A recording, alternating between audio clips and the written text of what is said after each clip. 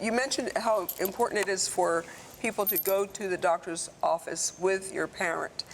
And I agree with that. I went in with my great aunt, who I was taking care of also. I took care of her for about 5 years before she died at 100.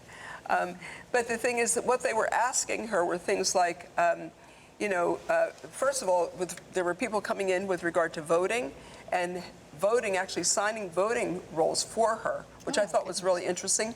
I wondered how many times they did that. They also would say, in the end, do you want to be resuscitated? Do you want they were asking all these things. Do you want, and then I finally had to say, well, Aunt Edna, what they're saying is, do you want food? Do you said, would feed, do you want feeding tubes? She said, I don't want tubes in my body. I said, well, they're saying, do you want food? If that's the only way to feed. She said, you gotta eat or else I'm gonna die, But the thing is that I think that a lot of times senior citizens, when they're there by themselves, they don't understand what's really being asked of them or what's really being said.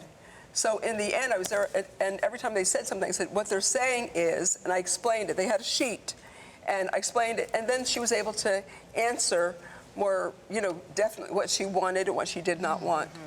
But unfortunately, I think this happens all too often.